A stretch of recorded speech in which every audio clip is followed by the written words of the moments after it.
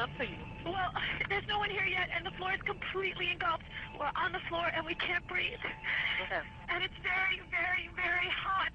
Okay. All I see is smoke. Oh, please. I'm going to die, aren't I? No. Say your... I'm going to die. Ma'am, say your prayers. And we're gonna think positive because you gotta help each other get off the floor. I'm Now, going to die. It's so hot. I'm burning up. Hello! Help! okay. Hello, ma'am?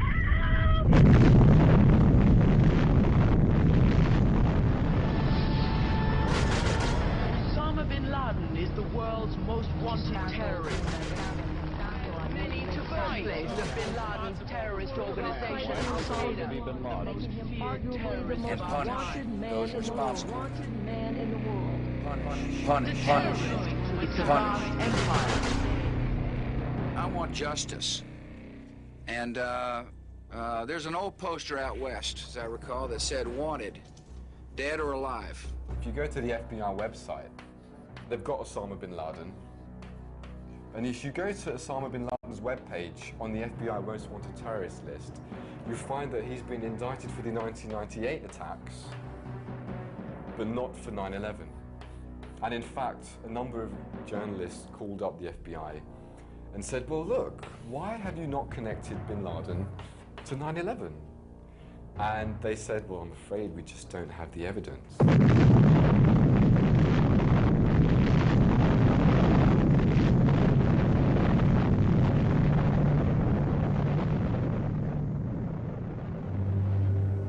And that's just the beginning.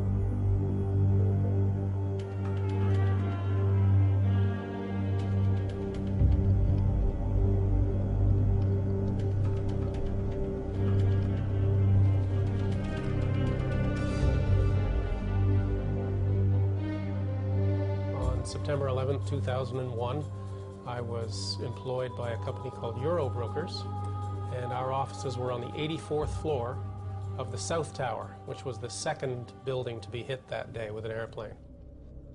And I was working away at my computer, and at 8:46 in the morning, there was this loud boom.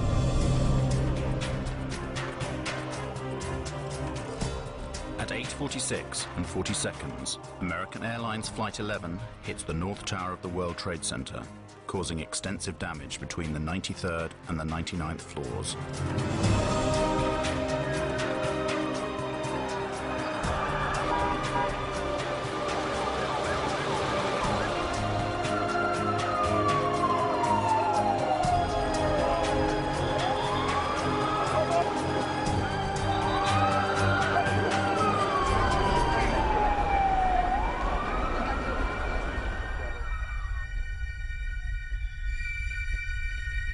And the announcement from the Port Authority came, "Your attention, please.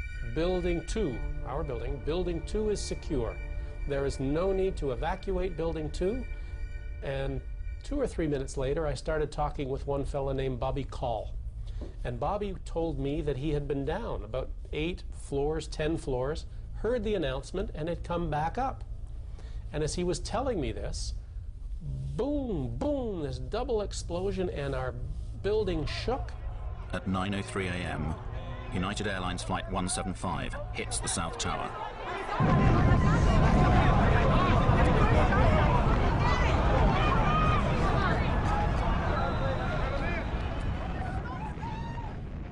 Everything just exploded in our room. Now, we're on the 84th floor. What I didn't know at the time was that the second plane had hit 6 floors below us on the 78th floor.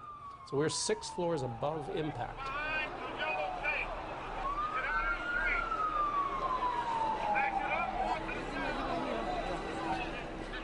I heard this banging on the wall and this faint scream for help inside the 81st floor.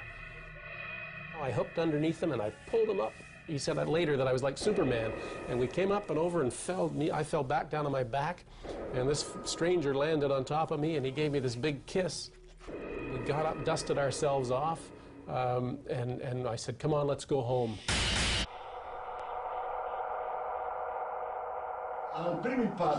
The two towers shake considerably with the first impact, but they immediately return to their original structural position.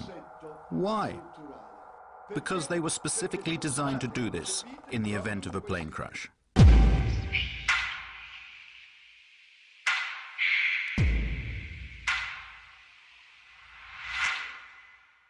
Towers were very solidly built. It's like a tree. You see, when you bend a tree, you have all these fibers in the tree, but they're interconnected. So when the tree bends, it can handle that motion.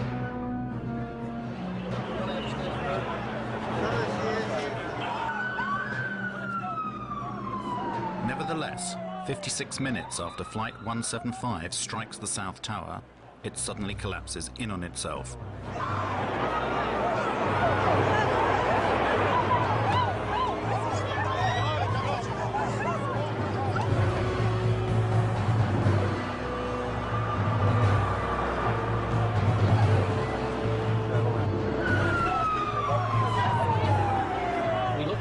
Trade Center, the tower that we just come out of, we started to see it, boom, boom, boom, boom, move. And we stared in disbelief as this took about 8 or 10 seconds for the whole tower just to go straight down and dissolved into its own ash.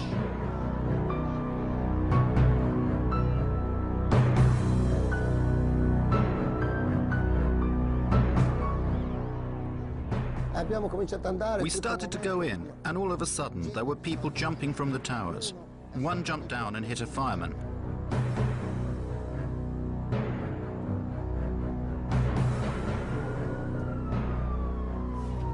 At 10:28, the North Tower also collapses.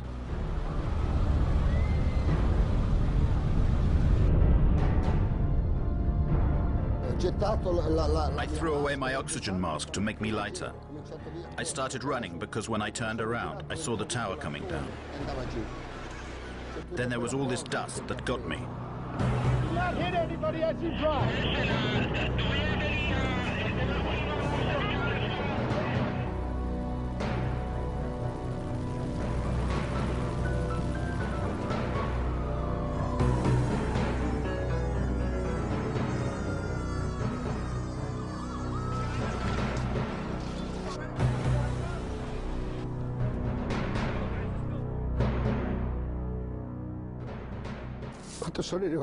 When I got home, all my family was waiting for me.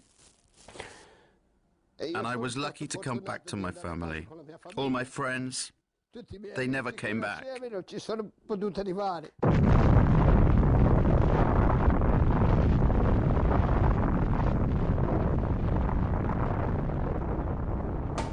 The official justification for the inexplicable collapse of the Twin Towers was written by the National Institute of Standards and Technology. Between 2002 and 2006, they studied the demolition of the World Trade Center, reaching the conclusion that the collapse of the towers was caused by the combined effects of the impact of the airplanes and the resulting fires started by these impacts.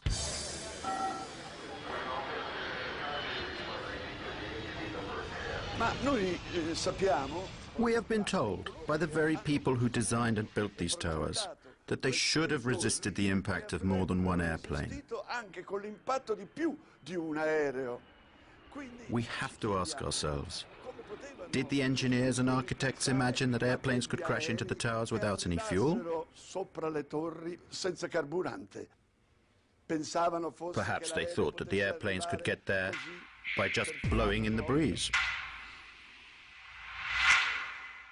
Never before or after 9/11 have steel frame towers collapsed due to fire. Nel 2005 a Madrid. In 2005, there was a fearsome conflagration in Madrid. A skyscraper went up in flames. It was a huge torch that kept burning for 20 hours. 20 consecutive hours. But in the end, the load-bearing structure remained intact. The skyscraper did not fall down.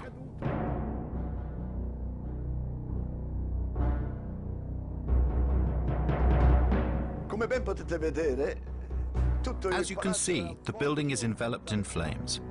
This skyscraper was not yet complete. It was still under construction. Nevertheless, it remained standing. Something you should note is the white color of the flames. This means that there is a lot of oxygen burning.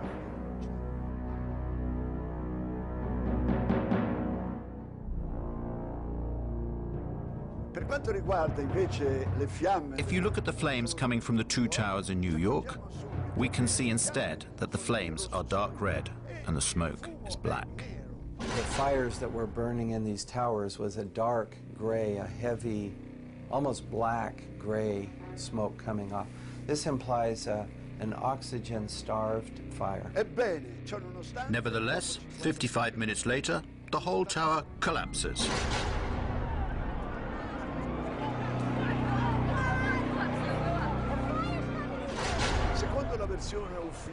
According to the official NIST version of events, at a certain point, the steel structure of the towers gave way.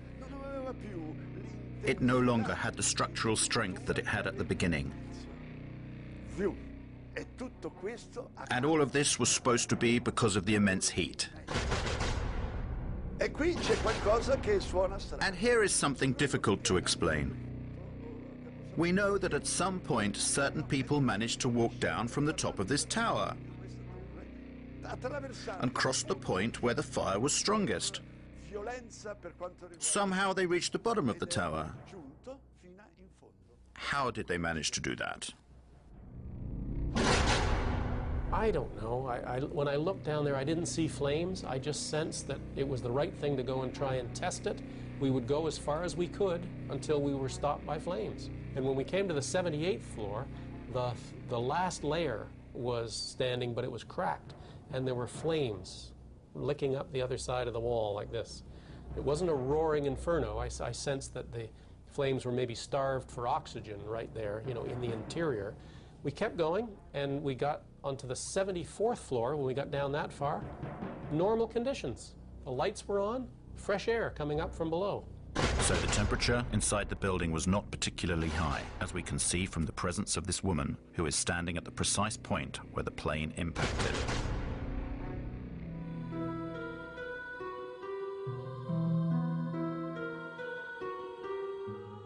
In order to verify the way the buildings collapsed and how the heat had affected the steel, NIST commissioned numerous tests, some of which were conducted by a company called Underwriters Labs.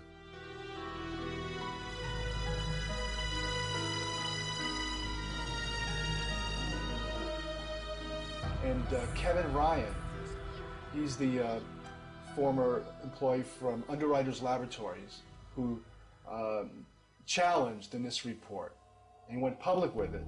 Within a week, he was fired from his job. We did test the floor models in August of 2004. And those tests disproved the primary theory behind the collapse of the buildings. It was called the pancake theory. The floors would collapse upon each other into a stack of pancakes, and then the columns were no longer supported and the columns would fall apart. Well, the floor models didn't collapse in the tests, and these were in furnaces, you know, testing furnaces, much hotter temperature, longer periods of time. They still didn't collapse. So, yeah, a few months later, the government put out an update on their report. And they stated not only that the floors did not collapse, but they had done tests on the few samples they had saved from the fire zones. And those tests proved that the temperatures were very low.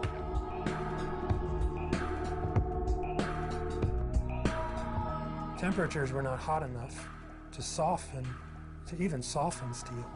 And yet, they're coming out with a summary statement that says that's what actually did happen, that the floors did collapse and the steel did soften.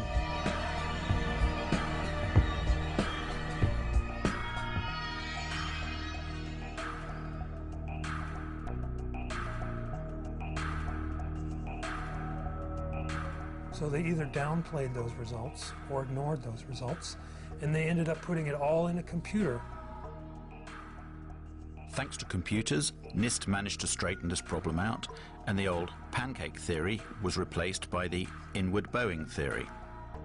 According to the Institute, the heat weakened the floors, which started to curve downwards. The external walls of the towers also curved inwards until they could no longer bear the weight of the structures above, causing the towers to collapse. Their final theory is almost entirely computer-based. And the computer itself is not really accessible. They haven't given it to us to examine.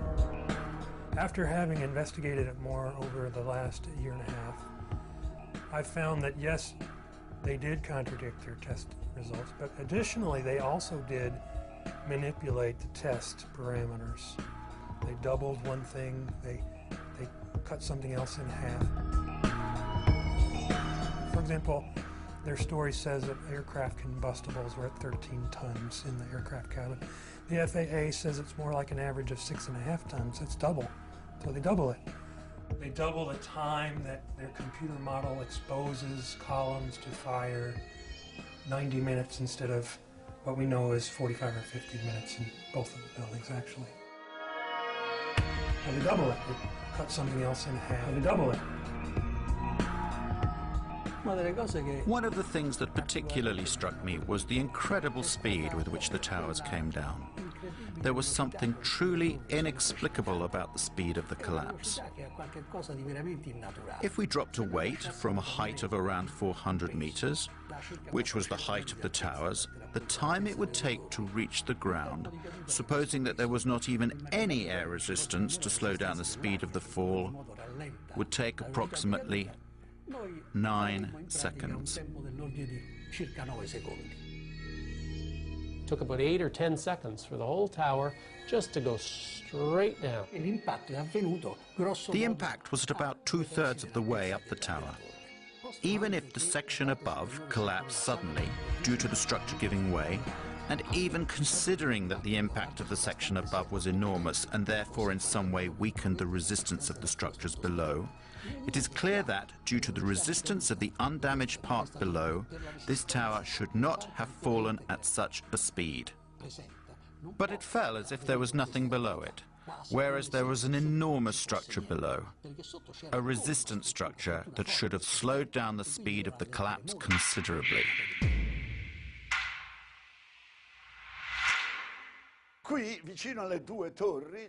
Here, close to the two towers, there was another large tower, which was hit by the debris from the tower that collapsed. This building, this huge, it was this 47-story building, was never hit by a jet. And yet it came down that same day, but 7 hours after the last tower fell, 7 hours later.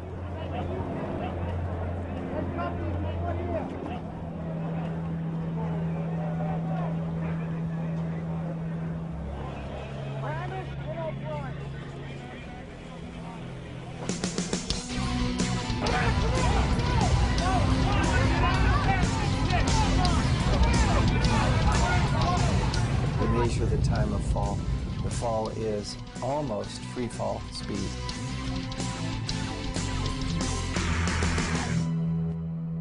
The collapse of the North Tower inflicts some damage to Building 7, causing fires to ignite on a few floors. Even the official version admits that fire has a low probability of causing the collapse. But why does total collapse take place? And why does it occur at free fall speed? As I saw the collapse of World Trade Center 7, I realized this was something that needed to be studied and could not be ignored. Building 7 and the Twin Towers share one utterly bewildering similarity: the presence of molten metal found in the debris of all three buildings weeks after the collapse. Is this molten metal that we have now studied at length that came from these buildings and existed then in pools underneath the rubble of all three skyscrapers, both towers and Building 7. A metallographic analysis was conducted by a specialized institute that examined the structure of a girder taken from ground zero. Quando sono state sfilate queste travi, la parte che era sotto le macerie pare. When these girders were extracted from under the rubble, it seems as if parts of them had melted. This is totally inexplicable because the temperatures reached by the fires could only have been 800 degrees at the most. To melt a steel girder, you have to reach temperatures of around 1600 degrees. How could this be?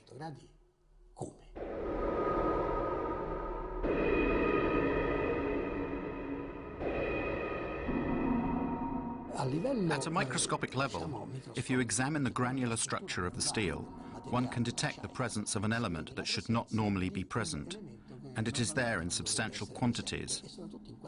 It is sulfur. We're quite sure now where this molten metal came from. It comes from a material called thermate, which is aluminum powder, iron oxide, and sulfur. The temperature is so high that steel melts. It could only melt if the temperature reached over 1000 degrees in a few seconds. The use of thermite could certainly have caused the fusion apparent in the steel beams. You see, the presence of thermite now in these buildings to bring them down implies that someone had to place the thermite near the steel columns in order to cut through the columns. I have interviewed a demolition expert, and he said this is what they do. They set explosives. They can use radio control to initiate the firing of the explosives. They have to be done in a sequence in order to get the building to come down rapidly and straight down. A controlled demolition.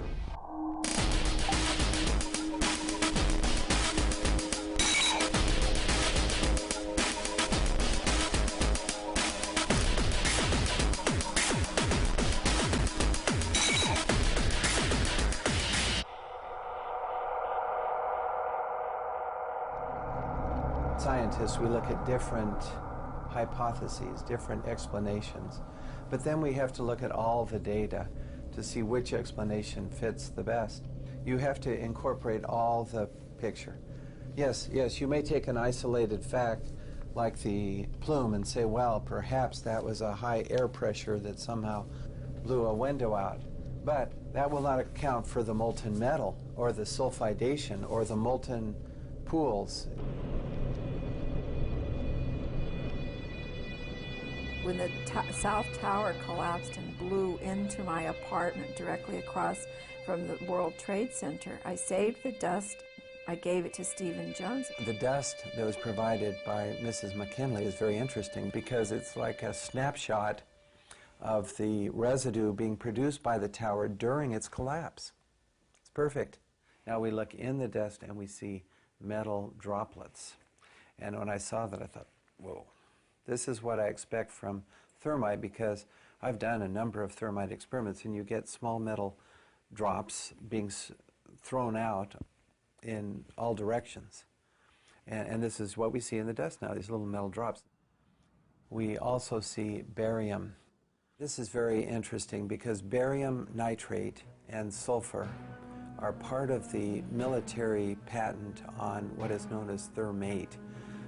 This is thermite with sulfur and barium nitrate added to make this material cut more rapidly through steel. Now, barium is a very toxic metal, so one would not ordinarily expect this to be present in the large concentrations that we see. So the fact that we see it in these and in the dust is a very strong indication to me that the military form of thermite that has been used. The turned out that literally dozens of firefighters and emergency medical workers had given testimony that they had heard 1, 2, 3, 7, 8, some said 10 explosions going off in the building.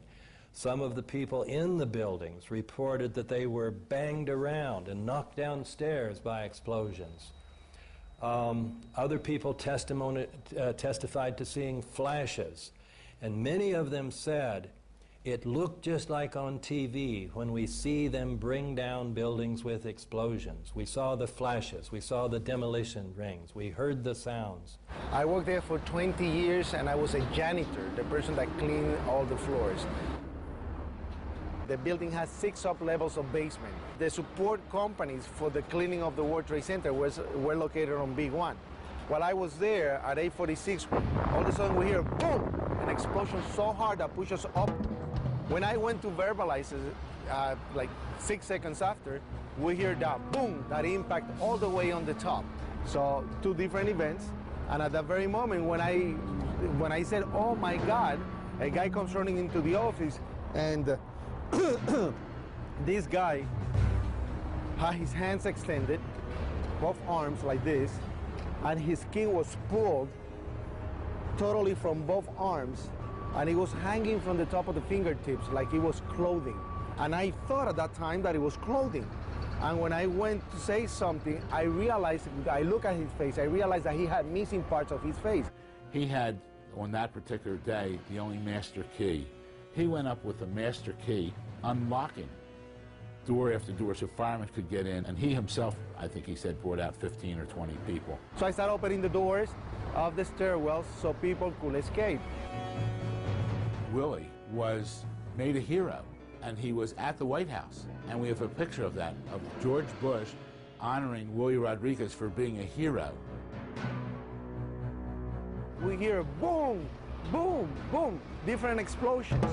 And I asked the fire department, I said, what is this explosion? And what they said was, maybe it's the gas tank from the kitchen. No, the kitchens were all electrical, so that didn't make any sense.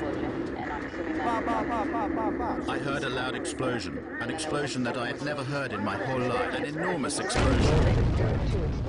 My ears were hearing loud explosions at ground level, very mysterious. Explosions that seemed to be at ground level as opposed to high in the air. There's no question in my mind that those buildings, based on the law of physics, could not have collapsed without the assistance of a bomb. No! When I hear another explosion, no! I think it's a bomb. Willie has taken the really 180% turn of events, saying here that President Bush, who had honored him being a hero, he's named on this lawsuit as accusing Bush and Cheney and Senior Bush and others of murder. And he's not doing it for any monetary gain, because this has just cost us everything. Willie has lost his home, lost his job. Right now, his goal is to find out the truth.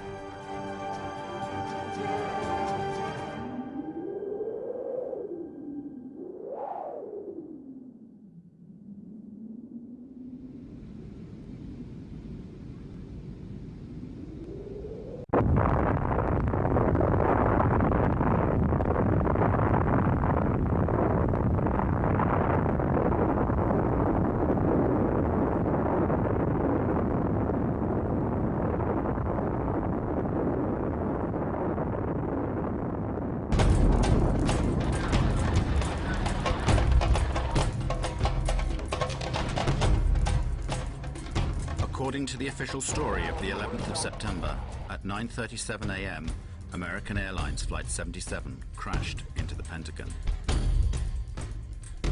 This rare footage shows the scene immediately after the impact, an hour before the entire structure collapsed.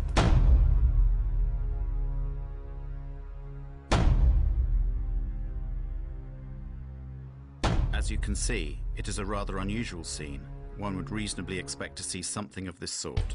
That is to say, pieces of the airplane, suitcases, debris everywhere, just like every other air crash on land. Instead, there is no substantial visual evidence of debris. I have been on some accident investigation sites in the Air Force, and I have never come across any accident scene where there's no telltale evidence of the airplane that crashed. Here we have airplane sites, crash sites, that give zero evidence. Where did the aeroplane go? Did it break up against the wall of the Pentagon? If it had done so, thousands of parts of the plane should have been scattered all over the disaster zone.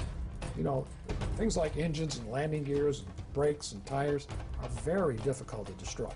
Very difficult, because they're made out of very high-tempered steel, and I don't believe the airplane can be made to go fast enough to pulverize those things. I've never seen that happen before. You look around, there's a 16-foot hole for an airplane that's 100 and some feet wide.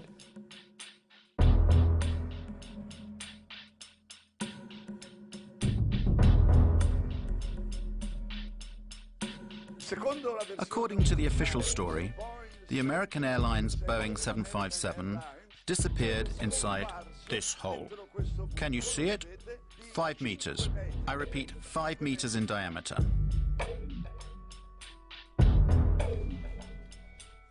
Let's make some calculations. A Boeing 757 is, including its wingspan of course, 38 meters wide. And including the rudder or the tail fin, it is 13.5 meters high. To get all of this huge aircraft into a hole 5 meters wide seems rather implausible to me. In this picture, we can see a row of windows on this side and another row on that side. They should have been smashed and destroyed by the wings, and instead they're intact. These windows aren't even broken. For years, the military refused to answer the questions of an increasing number of people who rejected the official version. When the French journalist Thierry Meyssan published the book The Incredible Lie, utterly surreal explanations were put forward to shut the detractors up. One of these maintained that the airplane had been vaporized by the speed and the force of the crash.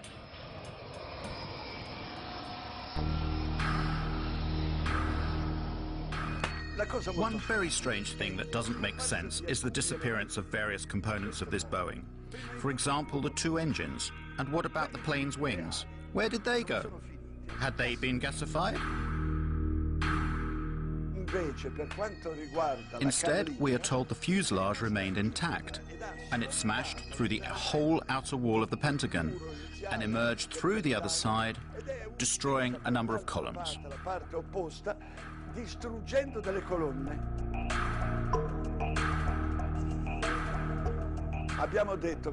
The most solid part of the airplane is without any doubt the engines. In fact, these engines are made of a titanium steel alloy. It is so tough that it doesn't even melt at 3,000 degrees centigrade. Well now, in this wall we should be able to see, if nothing else, the holes made by the 2 engines that smashed into it. No, there is no sign of them. The 2 holes that we'd expect to see are not there. And there's no indication of the wings hitting anything at the Pentagon? Like you had at the North Tower? You can see the outline of the aircraft, the 25-degree bank angle. You can clearly see the outline of the number 1 engine, fuselage, and number 2 engine. It's a 25-degree bank. The wing dihedral is up in flight, and you can clearly see the outline of that airplane. But you can't find anything like that in the Pentagon. You can't find anything like that in the Pentagon. These inconsistencies have created more and more difficulties for the proponents of the official version. So, while the military kept silent during this debacle, various photos of airplane debris found on the external lawns and along the supposed route of the airplane within the building started appearing in newspapers and on the web. Va bene, niente gassificazione. Very well, they admitted there was no gasification, but another theory was immediately put forward. It suggested that in order to enter a hole 5 meters wide, at a certain moment, the airplane somehow closed up its wings, just as dragonflies do. The plane entered the hole. Oh look, there they are. The engine and the other pieces of the plane were found there. One of my experiences in the Army was being in charge of the Army's imagery interpretation for scientific and technical intelligence during the Cold War. I measured pieces of Soviet equipment from photographs. It was my job. I look at the hole in the Pentagon, and I look at the size of an airplane that was supposed to have hit the Pentagon. The plane does not fit in that hole. So what did hit the Pentagon? What hit it? Where is it? What hit it? Where is it? What's going on?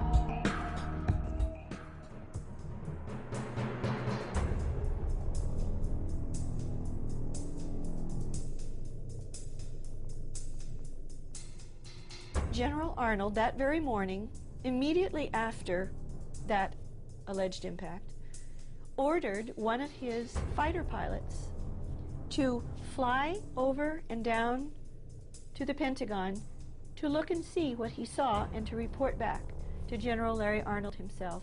At that time, Major General Larry Arnold was Commander of Aviation at NORAD, North American Aerospace Defense Command, in charge of protecting the United States and Canada. His fighter pilot reported back to him that there was no evidence, zero evidence, of an impact of a plane at the Pentagon.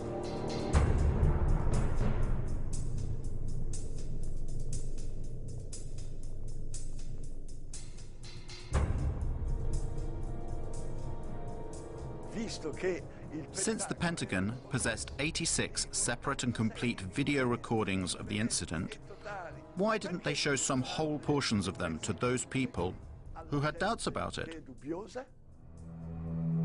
The FBI was immediately at the scene and took the surveillance tapes and confiscated 86 videotapes, both in the Pentagon parking lot, in the gas station, across the freeway from the Pentagon, in a nearby hotel, in all kinds of buildings that had their cameras trained in that general area. For a long time, the military authorities refused to release the footage of Flight 77's impact. But in 2006, the United States Department of Defense was forced to yield to Freedom of Information requests, and it released 4 video sequences. The video evidence from the Pentagon's Citgo gas station and the nearby Sheraton Hotel are of no use. But 2 samples of video footage captured from the Pentagon's parking lot have been offered to the world as definitive proof of Flight 77's impact with the Pentagon. They're almost identical. Jet engines don't emit white smoke. You have some white smoke would come out of the aft end of whatever kind of vehicle.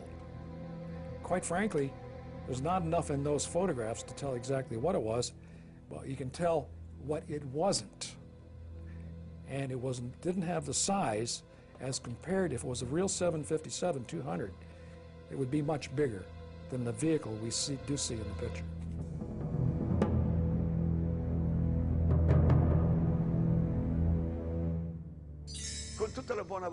With the best will in the world, can you see an airplane here? The Pentagon tells us you cannot see the airplane because, unfortunately, it passed between one frame and the next. One frame and the next. So where is the aeroplane?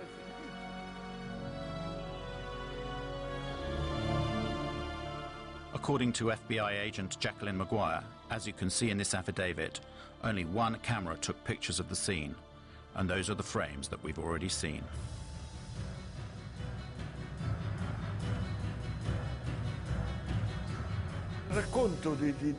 The story of how this airplane is supposed to have got there is absolutely absurd.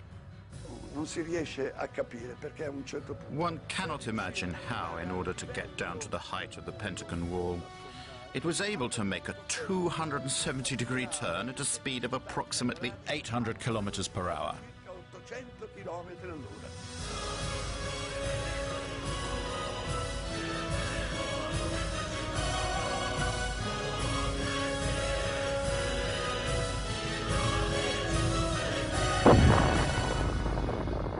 That is a really difficult maneuver.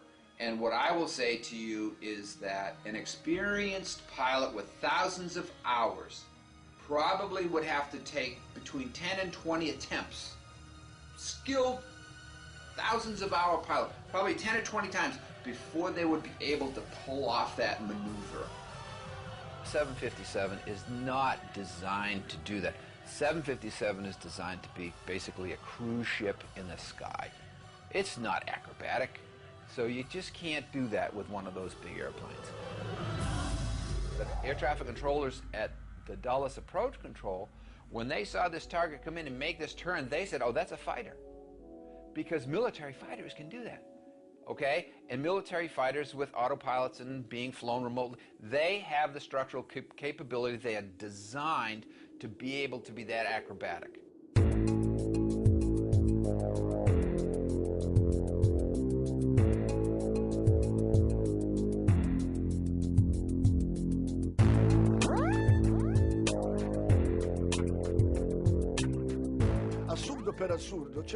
Absurdity of absurdities. There is also the height at which this aeroplane was flying to be explained. It is supposed to have followed the lie of the land at 6 meters from the ground for 1 kilometer, managing also to jump over a hill. Then it went over a roadway, and it finally got there without making any other turns because by now there was no more space.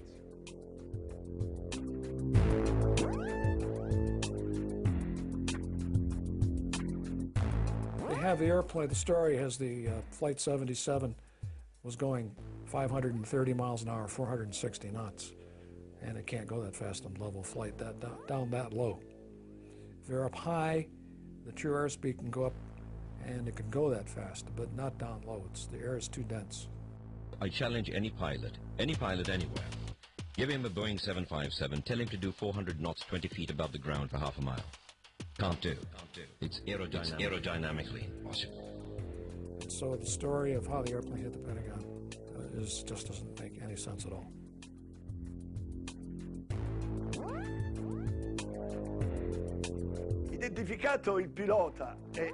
After Hani Hanjour, the plane's pilot, had been identified, his flight instructor declared that his student was not even able to fly a small single-engine aeroplane. These guys didn't have the experience to make that kind of maneuver, even if the airplane could fly that. The man could not fly at all. There's no way you could possibly come out of a 172 and fly a jet that you've never flown before. That's like showing me how to carve up a Christmas turkey and then say, go make a heart transplant.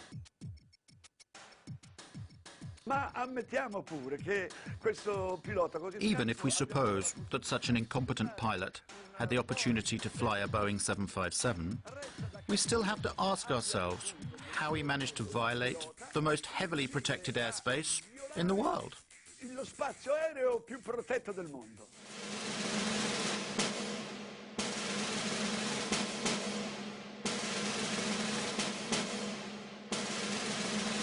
No untracked aircraft get near the Pentagon and near the White House. It just doesn't happen. In Washington, D.C., we have one of the most restricted airspaces in the world. It's called P-56. It has a separate radar tracking system and a separate military response system. P-56 is that restricted airspace that is around the Pentagon and the White House, and it is a highly, highly, highly sensitive area. There are supposed to be no unknown aircraft that can go through there. That has an air defense identification zone in a 50-mile radius around D.C., and then it has a protected zone 17 miles around the Washington Monument and an inner protected zone 3 miles around the Capitol. That space is essentially unbreachable. It has to be because of the importance of the buildings there. It's like an aviation no man's land. Nobody goes in there. Nobody. They have F-16 and F-18 jets at Andrews Air Force Base, about 10 miles south of D.C. They also have the 113th National Guard Air Wing at Anacostia Naval Air Station that can send scrambler jets up in a very short period of time. Both are in place that day. Neither one responds at all until after the Pentagon is hit. In addition to that, the Pentagon has its own defenses. If a plane, any kind of a plane, was coming in towards the Pentagon, why didn't the anti-aircraft missiles batteries that are there, why didn't they fire to protect the building? This is, after all, the most heavily protected building on the planet. That craft had to have been a military craft, because only the military craft put out a signal. It's called an Identify Friend or Foe IFF device. And only the military craft would be allowed to approach the building.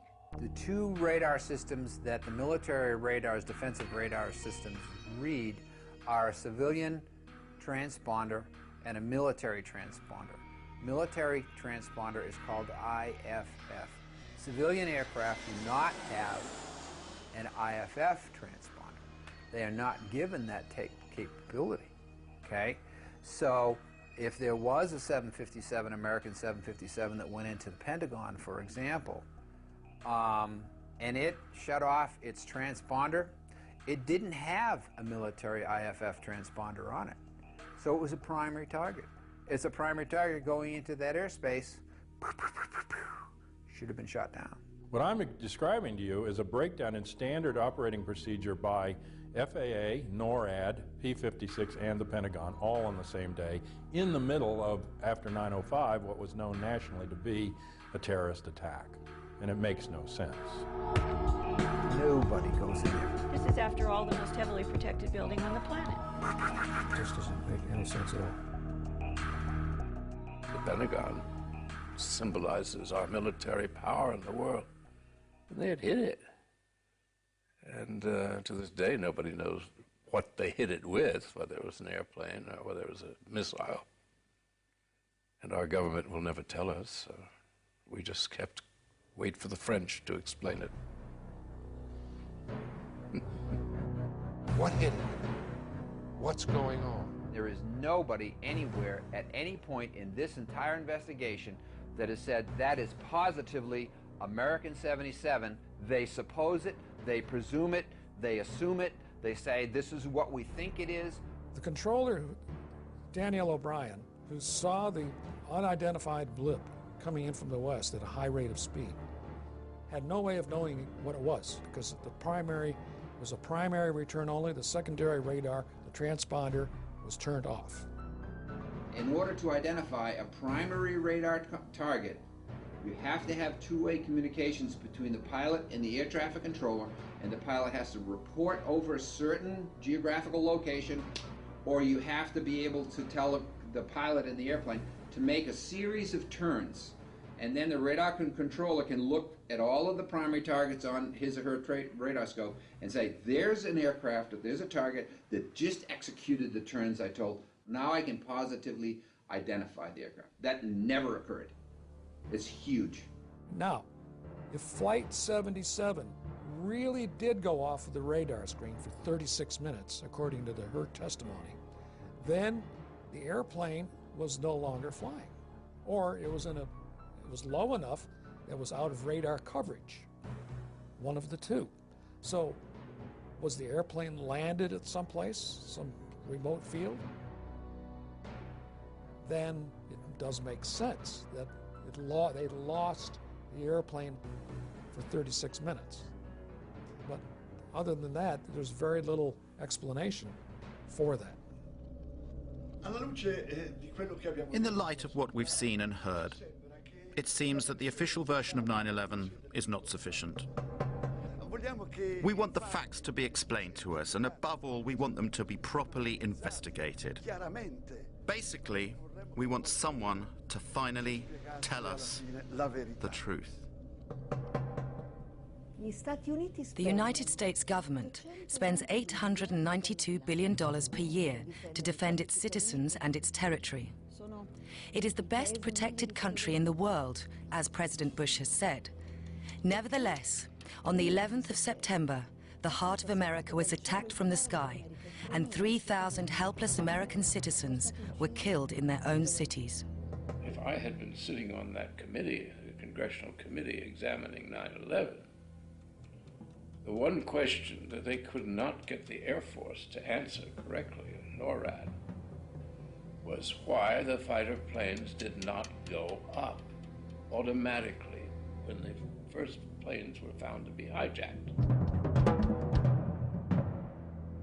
Anytime an airliner goes off course, or loses radio communication, or loses its transponder signal, anytime any one of those three things happen, the aircraft is supposed to be intercepted.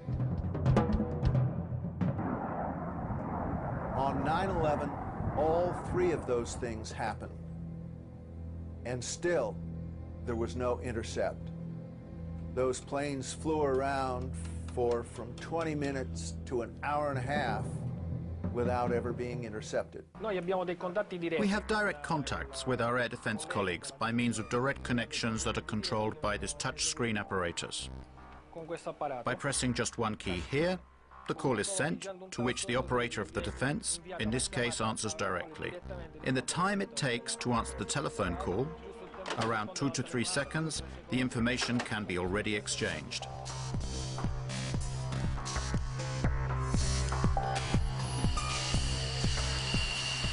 So why weren't the full hijacked planes intercepted and shot down? Military jets travel much faster than passenger aircraft. It would have been easy for them to catch up the jet planes before they crashed. This airplane can reach a maximum speed of Mach 2.05. This means it exceeds twice the sound barrier. This is approximately 2,400 kilometers per hour.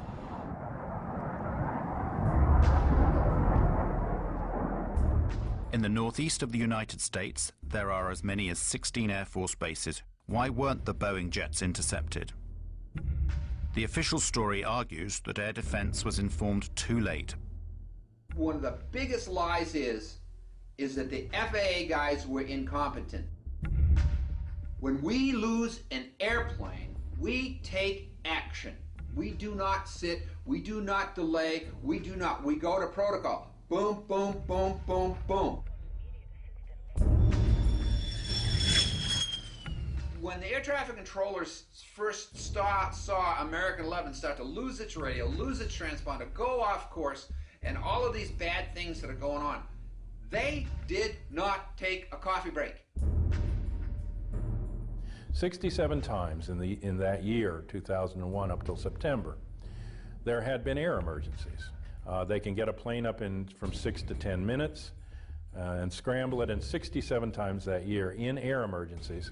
But there was not an instance where an air emergency went ignored for long periods of time until 9/11. A lot of people down the road say, well, the president had to give authority to shoot aircraft down and stuff like that. That is not true. An interceptor pilot has the responsibility and the authority on his or her own to shoot down an airplane if they think the situation calls for it, and this is how it would be. You don't have to wait for a military command. You don't have to wait for orders of any kind. That's not an option. That's the law. It's inherent in being a fighter pilot. You know that's what you have to do, unless somebody has told you to stand down. Before 1970, we had one form of scrambling aircraft, and it was immediate, bang, bang, bang. Then in the 1970s, we had some hijackings come into our civil airspace, and that wasn't a quick response. What we did in that is we didn't want the hijackers to know that we were there, so we didn't rush the fighters off the ground, and we kind of snuck them up behind the aircraft. So we put a second protocol in. And the reason that the hijacking protocol is slow is because you had to get Pentagon approval before you could release your fighters. Those two type of protocols lasted until June 1st, 2001, 3 months before 9/11. In June of 2001, Rumsfeld and the Pentagon and the military changed the procedures, and instead of having two protocols, one fast, one slow, they went to one protocol, slow. If we had reacted to the in-flight emergency immediately, the fighters would have been up and on the way, and those aircraft would never, ever have reached their targets. But when the center controllers came to notifying the military, okay, because they had only one protocol to work with, that protocol went through the Pentagon. Guess what? Guess who didn't answer the phone? Sorry, it was the Pentagon. Here's an analogy that I can give that would help out the common person here. What Rumsfeld did is the fire call comes into the fire station, but before the fire truck gets a chance to leave, it has to call the mayor of the city to get approval for that departure. And what if the mayor is out for breakfast or he's sleeping late and he doesn't answer the phone? Look carefully at this footage, shot just a few minutes after the attack on the Pentagon. Notice the man that is helping to carry a casualty. It is the Secretary of Defense, Donald Rumsfeld. What is he doing here when, as head of the defense of the whole nation, and whilst the United States is still under attack, he is helping tend to the wounded? Why is he not at his command post?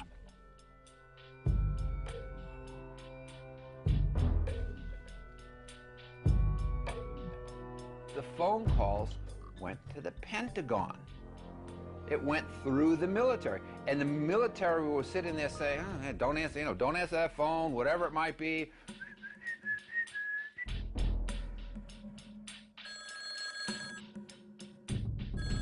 Now, how would you like your fire department to sit there and say, well, I'm sorry, we can't come and put your house out and save your lives because the mayor didn't say so?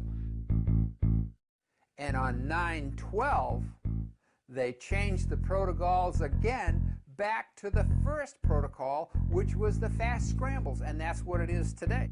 So the way that Rumsfeld's Pentagon managed this whole thing is they switched gears, okay? They switched out of having two fast and slow into slow, okay? And then they said, oh, we're bad, 9/12, let's go fast again.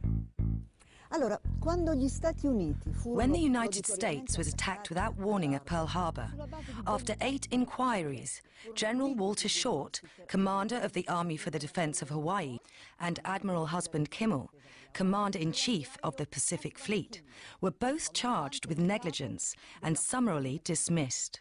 But after the 9/11 catastrophe, nobody, neither the Secretary of Defense Rumsfeld, nor the head of civil aviation, nor that of air defense, was either punished or removed from office.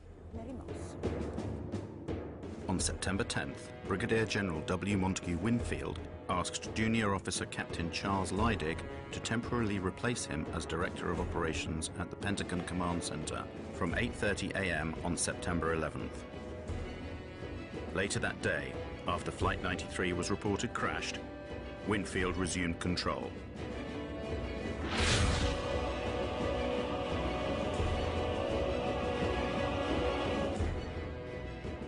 Captain Leidig had only just completed a course qualifying him to run the command center.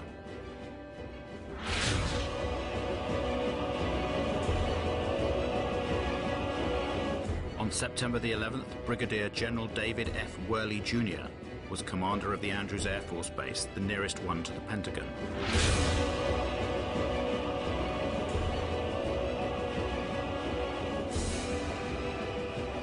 On September the 11th, Richard B. Myers, Vice Chairman of the Joint Chiefs of Staff, in the absence of Chairman Shelton, was the temporary head of all U.S. Armed Forces.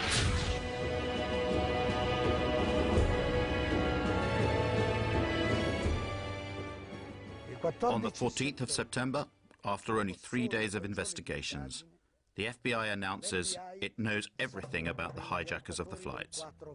We have, in the last 24 hours, taken the manifests and used those as an evidentiary base, and have talked to many of the families of the victims, and have successfully, I believe, identified many of the hijackers on each of the 4 flights that went down.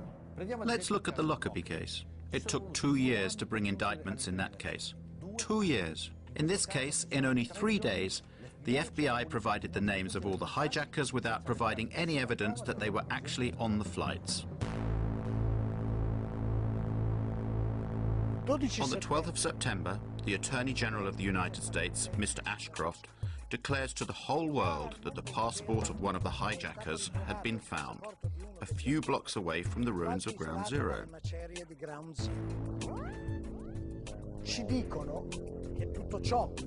Even though they had said that everything inside the towers had been burnt up or had been reduced to a fine dust.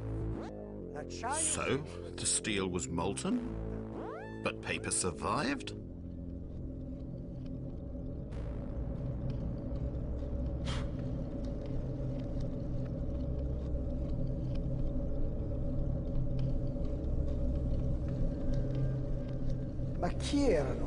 Who were these hijackers?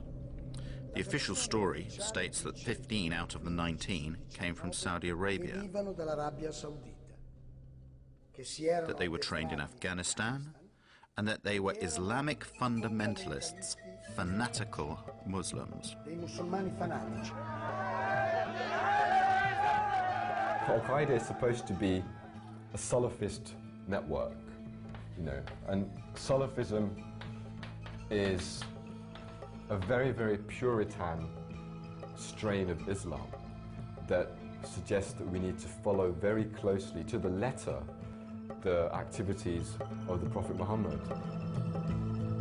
So, were these people Islamic fundamentalists? The evidence would suggest no. Muhammad Atta was basically not an Islamic fundamentalist. There was always drinking, always drinking.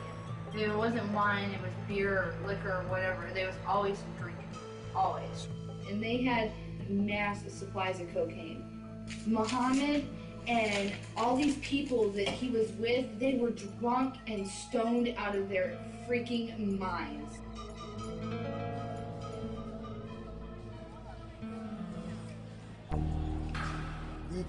The identikits of the hijackers supplied by the FBI are truly bizarre. Each identikit corresponds to a number of persons. These persons are very different.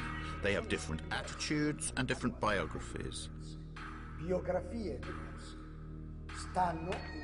They live in different places, sometimes at the same moment. When you speak of Muhammad Atta, what Muhammad Atta? Is it the Muhammad Atta who was in Hamburg, Germany, being run by German intelligence? Is it that Muhammad Atta?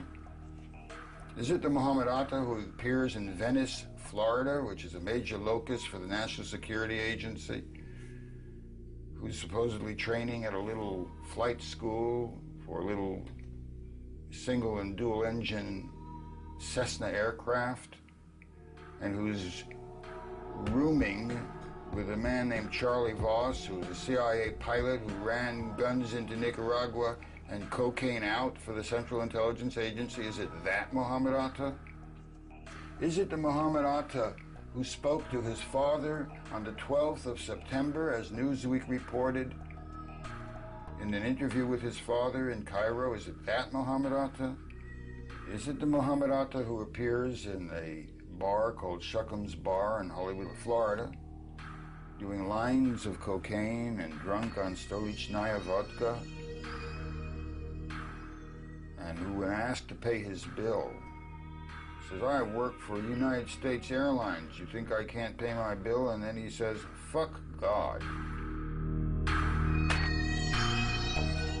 This is not the behavior of an Islamic fanatic who is about to commit a suicide martyrdom operation. Prima che l'Atta che risiede ad Amburgo in Germania, according to the official version, before Atta, who lived in Hamburg, Germany, moved to the United States, his American namesake was visiting an office of the Department of Agriculture, where he spoke to an employee to request a loan of $650,000. With this loan, he wanted to rent a small aeroplane and attach a large tank of chemicals to it. Upon the refusal of the woman to give him the loan, he began to threaten her, saying he would cut her throat. Then he told her he was an American Airlines pilot. He threw a bundle of banknotes onto the desk and asked for information about the security systems of the Twin Towers. He even tried to buy a poster of the Pentagon that was on the wall of the office. And then he finally went away. Well now, is this the typical behavior of a member of a secret sleeper cell? Isn't it more like the behavior of someone who is trying to be remembered? This is not the behavior of an Islamic fanatic who is about to commit a suicide march. Secondo la versione ufficiale, The official version states that Al-Omari and Atta leave Florida heading for Boston. This is according to plan, since that is where the two aeroplanes due to be hijacked will depart. But they don't stop when they get to Boston, they continue to Maine. 300 chilometri più a nord. It is the afternoon of September the 10th. The next day will be the most important day in the two men's lives, a day on which they cannot make any mistakes. But what do? They go on a trip to Portland. They spend the night there and they attract attention to themselves with their noisy revelry. They also pay with credit cards in their names. They do everything they can to leave traces of their presence there. Next morning at 6 a.m., they fly from Maine to Boston. The plane that they are going to hijack takes off only half an hour after their flight lands. This is a very tight time window, potentially putting the whole plan in jeopardy. The circumstances surrounding the departure from Portland to Boston is very important, both in terms of the investigation and in shaping public opinion. It is there that the airport's CCTV cameras record the video in which we see the faces of Atta and Al-Omari. This video has been shown hundreds of times on television as evidence of the two terrorists boarding the aeroplane they are about to hijack. It's not true. That video shows them embarking at Portland. There is no evidence of the presence of these hijackers. It is simply something that the FBI tells us, without any proof. There is no proof. There is no way to prove the presence of any one of these patsies, these scapegoats on the planes. None at all. On September the 16th, one of the alleged hijackers of Flight 11, Abdel Aziz Al-Omari, went to the Jeddah consulate to protest his innocence to US officers. Al-Omari, a pilot from Saudi Airlines, receives an official apology from the American officers in Riyadh.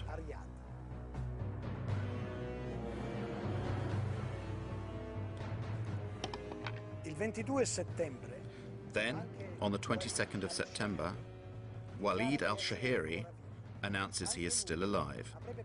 He too is supposed to have hijacked Flight 11. From his house in Casablanca, Morocco, the impertinent al-Shahiri declares his innocence. The following day, the 23rd of September, the Daily Telegraph publishes the protestations of innocence of Saeed al-Ghamdi and Ahmed al-Nami, both of them still alive and well, and pilots for Saudi Arabian Airlines.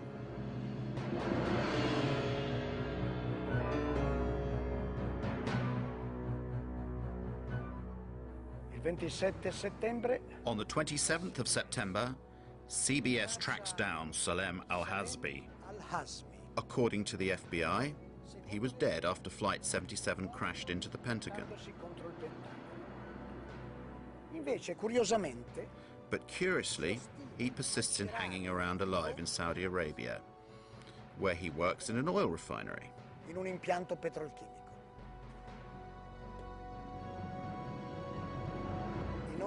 Have the names of Al-Omari, al-Shahiri, al-Ghamdi, al-Nami, and al-Hazmi been deleted from the list of the hijackers, with many apologies?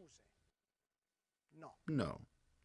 6 years later, these 19 people are accused as being the sole perpetrators of the terror attack.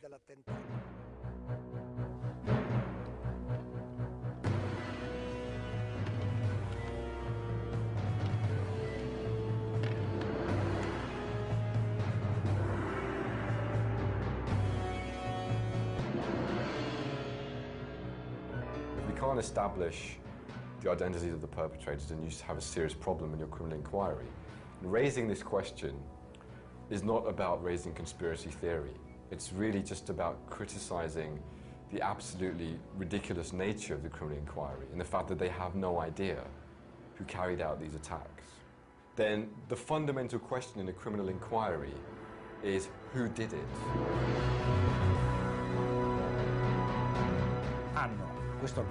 They have this evil organization. They have the leader of this evil organization, bin Laden. They have a secret network in the caves of Afghanistan. It could be the screenplay of a James Bond movie. The first bin Laden videotape that was leaked and that was used by the media to suggest that Osama bin Laden has claimed responsibility. This was a very problematic videotape. There was an analysis that found that it was completely fraudulent. There were a number of issues. There were basic issues such as, for example, Osama bin Laden was wearing a gold ring. Now, in Islamic fiqh, Islamic law, a man is not allowed to wear gold. So why is the head of one of the most militant Salafist movements wearing a gold ring? Doesn't make sense. The video in question, that was found in Afghanistan in very doubtful circumstances by American soldiers in a house that was supposed to have been abandoned by Al-Qaeda, has been questioned for various reasons. For example, a German TV network gave an alternative translation. It is completely different from the one given by the American investigators. They are not apparently claiming a role in the 11th of September attacks, but they are simply talking about what happened on September the 11th. Many of the other videos of Osama bin Laden have in fact a person speaking and an audio track that does not correspond, or that corresponds very little, to what his lips are actually saying.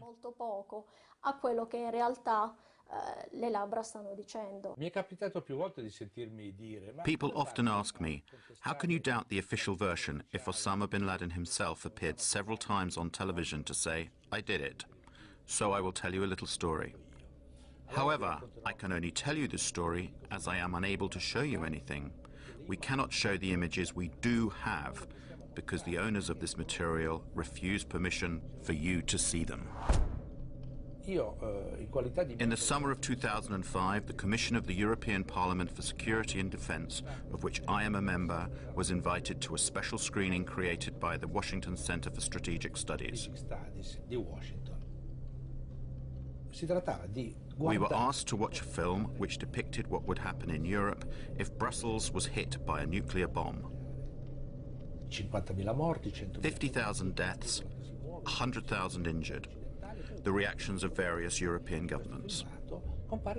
Suddenly, footage of Osama bin Laden claiming responsibility for a nuclear attack on NATO headquarters comes on screen.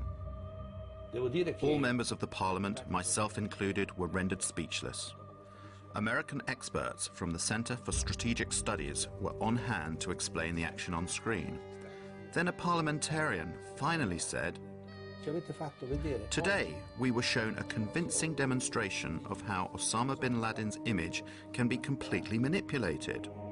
They need to fight the bin Laden's terrorist organization, Al-Qaeda. All the Osamas we have seen over the years may never have existed, just as a nuclear attack on NATO headquarters in Brussels has never taken place.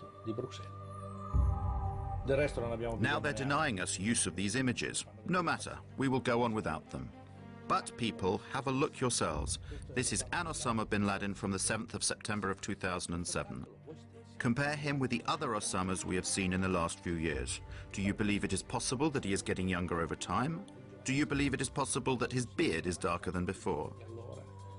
Do you believe it possible that his nose has grown? We don't need analysis. A child can understand that they are two different people, but these people are being introduced to us as if they were the same person. And this story has been told to us now for over 6 years.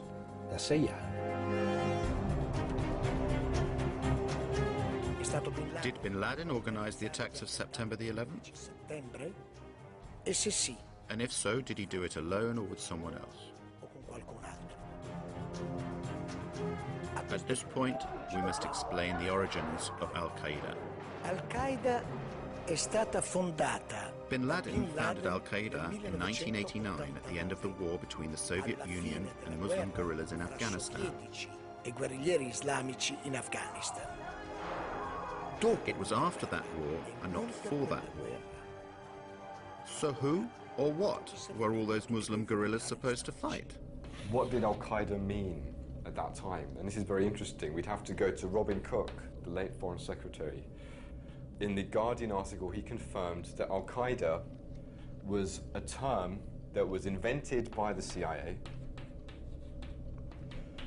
and it had been invented to designate a database of mujahideen that were recruited and trained by the CIA. And he's right, because the Arabic word for database, you just have to add this word. It's Al-Qaeda Ma'lumat. Al-Qaeda means the base, and Ma'lumat means data. Together it means database. Al-Qaeda is fake. Al-Qaeda is not an organization. Al-Qaeda is only a label. There is no organization like Al-Qaeda. Al-Qaeda is a list of participants in the Afghanistan war of the 80s. Al-Qaeda is nothing. It is only a puppet blown up by the Western propaganda to show the public the big evil.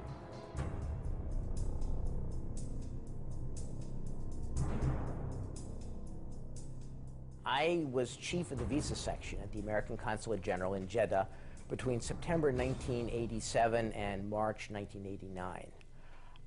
During my period there, I was involved in what turned out to be a Visas for Terrorists program with people coming to the consulate recruited by the Central Intelligence Agency and its asset Osama bin Laden and sent to America, either for instruction in how to be good terrorists or for rewards or for debriefings on what they've been doing in Afghanistan.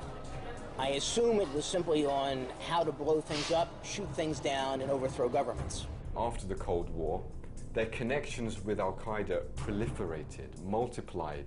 Al-Qaeda is being controlled in various ways, directly and indirectly.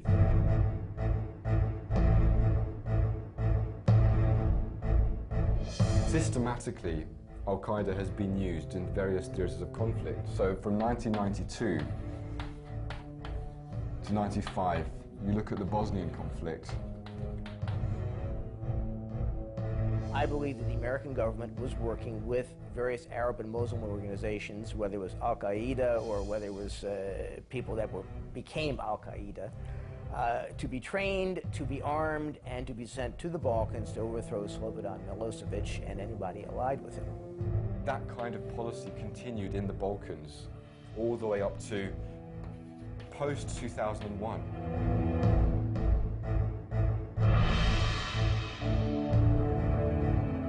American Secret Services, who only delivered weapons during the war, after the war also engaged the jobless mujahideen on their own payroll.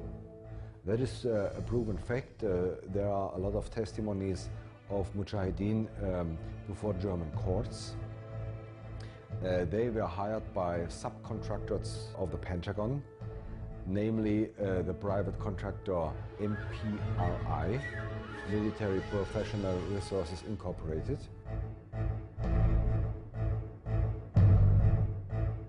MPRI is formally private, but in fact it's kind of secret device of the US Army.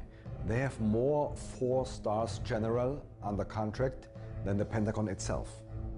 If the Pentagon wants to do some dirty job and thinks they cannot get the money and they cannot get the approval of the US Congress, they give the job to this private company. At the beginning of summer 1999, MPRI brought this Bosnian mujahideen back to the Balkans, especially into Kosovo, to help the Kosovo terrorist army KLA they engaged them, they paid them monthly. A lot of Bosnian Mujahideen were involved in the big terrorist attacks of the last 5 years. So, speaking about 9/11, 5 of 7 Arabs in the center of the 9/11 plot were former Mujahideen fighters in Bosnia. 5 of 7. Nobody speaks about it. What is required for you to get a visa approved to enter the United States? The type of information you have to supply is extremely detailed. But a high-ranking official in the US Consulate of Jeddah, Michael Springman, revealed the fact that in that office, many CIA agents were working undercover and that the office was issuing too many visas, far too easily, to some very suspicious people. I was told by a really good contact, a businessman outside the American consulate, that if I had sent one word to the State Department inspection team investigating what was going on in the consulate, I would be fired summarily. Well, that office in Jeddah issued many of the 15 visas that were used by the hijackers to enter the United States. None of the 15 applications conformed to US visa regulations. For example, under the heading Destination, many of them wrote Hotel, New York or California, and in one case, just no. And so, it was common practice to help the terrorists of Al-Qaeda to enter the United States. They came to be trained, and this went on for years and years. The same thing happened with the hijackers of September the 11th. The terrorists, 6 of the terrorists, including Mohammed Atta, trained at U.S. military facilities. Okay? Mohammed Atta went to International Officer School at Maxwell Air Force Base. Maxwell Air Force Base in Alabama, Brooks Air Force Base in Texas. Their contact address, the Pensacola Naval Station in Florida, the Defense Language Institute of the Defense Intelligence Agency in Monterey, California. The hands of intelligence, they're all over these people. So, to sum up, the main hijackers trained and fought in ex-Yugoslavia, where they were paid by a company of mercenaries that was connected to the Pentagon. Thanks to the CIA, they got entry visas to the United States. Once they were in America, they did everything they could to be recognized and to attract attention to themselves, since they were sure of their impunity. They trained in American military bases and went to flight schools, although they didn't learn to fly.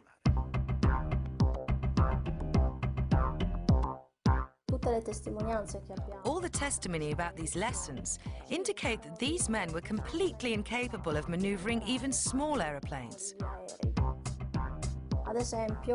For example, Mohammed Atta hired an aeroplane from a flight school, but he was not even able to take off. So he left it there on the runway and went away. Regarding 2 other pilots, their instructor, Rick Grazer, said to investigators and the press that he could not understand how these 2 could have maneuvered an aeroplane. His exact words were that it was like Dumb and Dumber in a plane.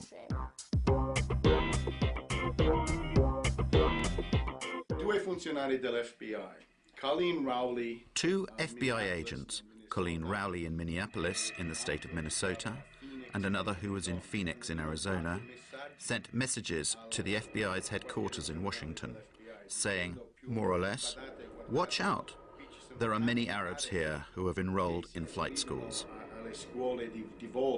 The first person in the flight school that called the FBI took a big risk, because at the time what he was doing was reporting about a customer, a paying customer.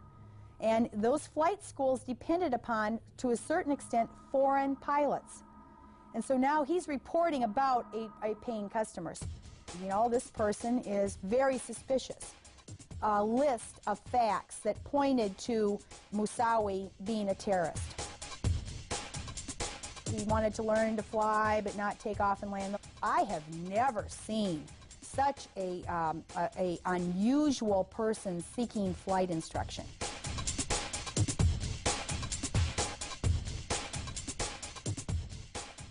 Colin Rowley immediately informed her superiors in Washington, but nothing happened. Their investigations were obstructed. Were no warning signs that I'm aware of that would indicate this type of operation in the country. I wrote a memo in May of 2002, 12, 13-page memo, is the Joint Intelligence Committee report. And both of those were, I hope, basically what my memo did was expose that this was not true, that 9/11 could not have been prevented. The FBI's acting director, a guy by the name of Picard, during the summer of 9/11, he attempted to brief Attorney General Ashcroft about terrorism a couple of times. And the first time, Ashcroft showed little interest in terrorism. In fact, Ashcroft ended up ranking terrorism as his lowest priority in August of 2001. At one point, Picard was told by Ashcroft, "I don't want to hear any more about terrorism."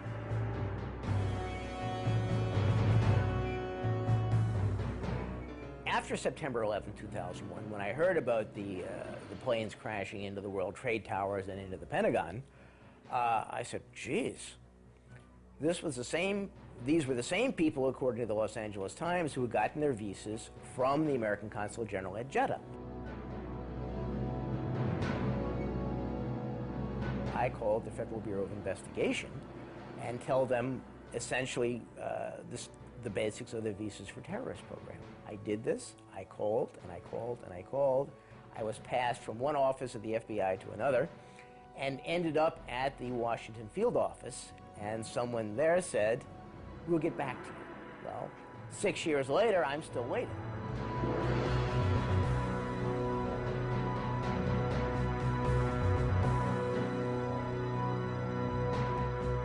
We received these audio tapes that were obtained 3 months before September 11, 2001, from a different field office, Iranian informant who'd been on FBI's payroll for 10 years, since about 1991, 1992, in April 2001.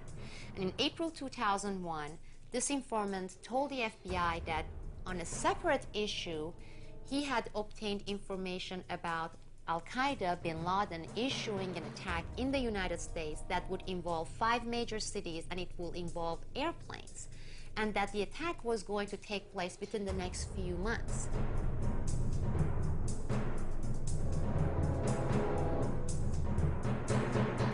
They took the information, they found it important, they filled out forms, they came back to the headquarters, and then they filed it. They gave it to the superiors, right?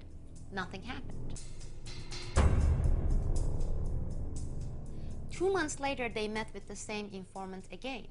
And the informant asked, he said, "Did you do something with that information I gave you, because it came from really reliable sources?" And the agent said, "Yes, we gave it to our superiors." Well, nothing happened. Nobody followed up on this. They discovered Ramzi Youssef's computer with the Bojinka plan in 1996 in the Philippines. It talked about taking hijacked planes and running them into the Pentagon, the White House, the Capitol, the CIA headquarters, and the Twin Towers. The Pentagon staged an exercise a year before, in October of 2000, at the site with the Arlington County Fire Department to simulate a plane running into the Pentagon and how the fire responders would get there and what they would do.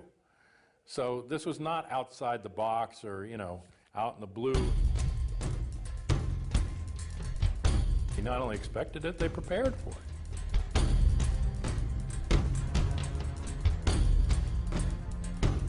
One of the most frequent declarations made by the Bush administration was that these attacks took us by surprise.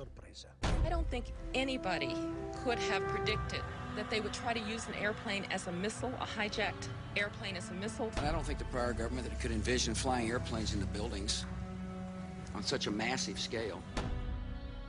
Secondo USA Today, dal 1999. According to USA Today, in 1999, the American Air Force conducted special exercises 4 times per year in which the hijacking of civil aeroplanes by terrorists was simulated. Di aerei civili. The selected targets were the Twin Towers and the Pentagon.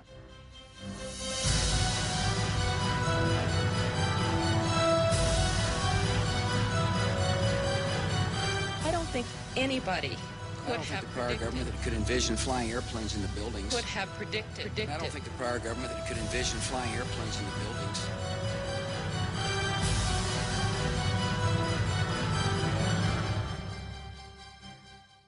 On the 11th of September 2002, the New York Times wrote, "1 year later, the public knows less about the circumstances of 2,801 deaths at the foot of Manhattan in broad daylight than people in 1912 knew within weeks about the Titanic."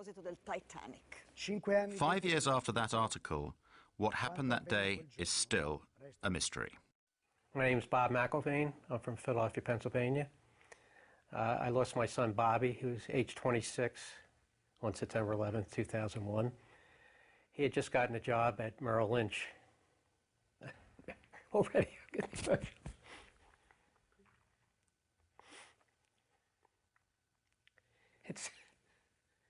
it always hits you blind. And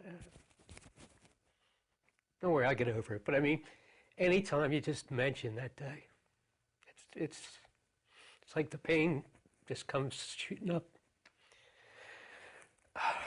And of course, when you keep doing this, you think it gets better, but it just never gets better. The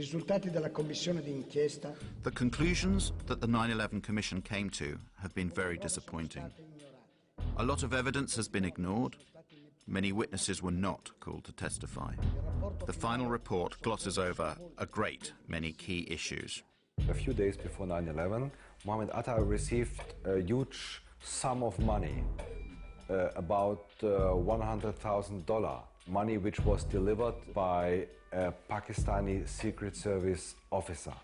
And the big scandal is that the 9/11 Commission of the US Congress never interrogated this man and never tried to bring light into the story of this 100,000. While everybody was doing testimony televised to the whole nation, mine was behind closed door. Now, why would they want that behind closed door? That didn't make any sense.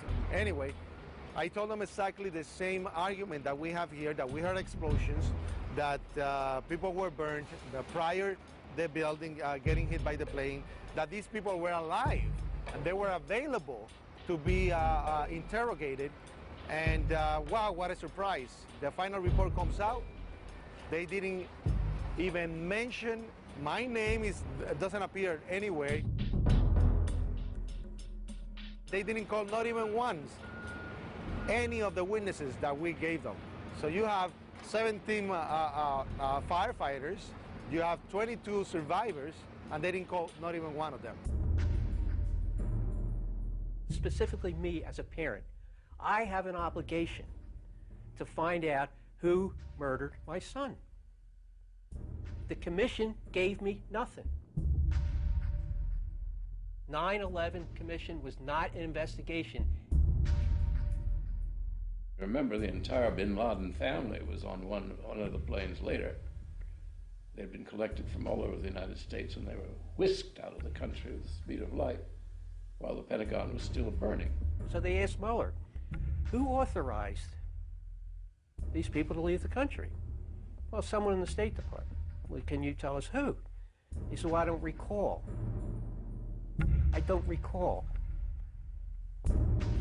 Another instance, General Myers. This is later on in the commission. They asked about Moussaoui. Do you recall getting any information concerning Moussaoui? His answer was, I don't recall. I don't recall. I don't recall.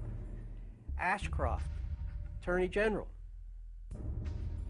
Picard was the FBI head during the summer. He had testified that they had all these warnings 71 different warnings about something happening this summer.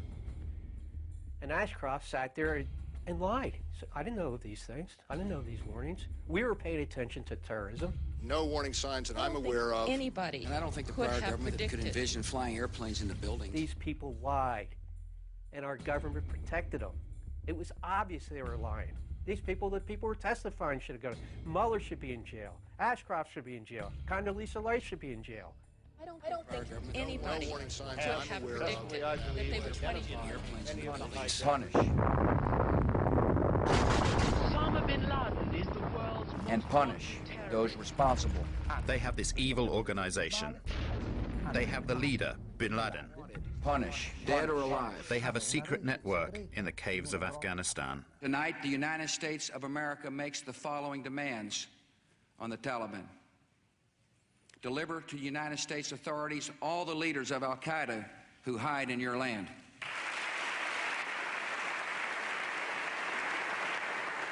Give the United States full access to terrorist training camps so we can make sure they are no longer operating. These demands are not open to negotiation or discussion.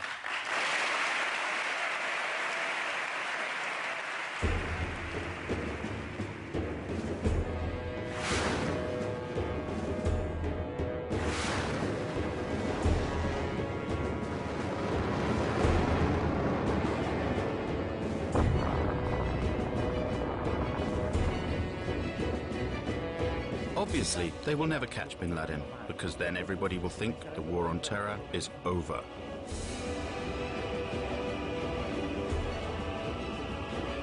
It's hard for Americans to imagine how evil people are who are doing this.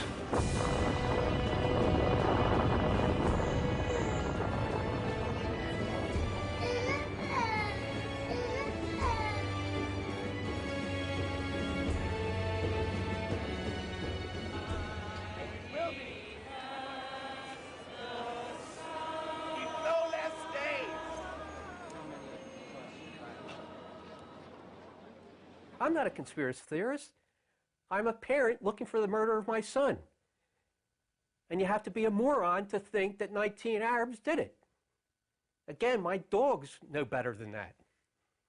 So that's very important. Put yourself in my shoes and think of your child being murdered. And you've never had an investigation.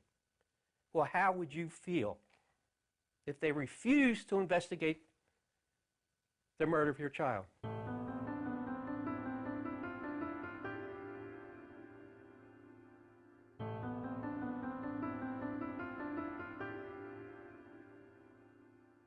Sono stato a casa fino alle 3 di mattina. I was at home until 3 in the morning. Then I got up because I couldn't sleep. I went back there, down there, to try to find someone. Could a fireman or a policeman still be trapped down there? I wanted to find him, even if he was... or a person who worked there, only to give myself a bit of satisfaction.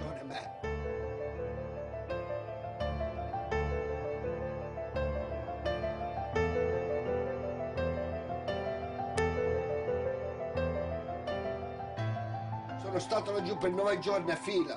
I was down there searching for 9 days, but I didn't find anyone alive. I went down there for nearly a year and a half. And if I wasn't down there working and searching, I was at funerals. They took my friends from me. They took my job from me. And I really loved that job.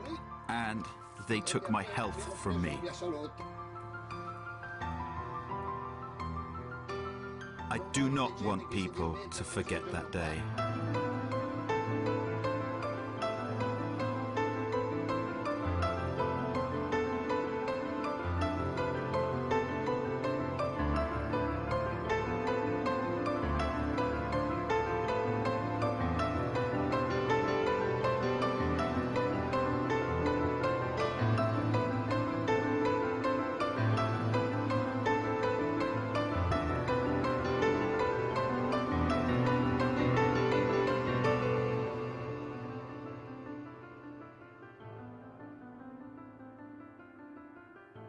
And the story has to be told.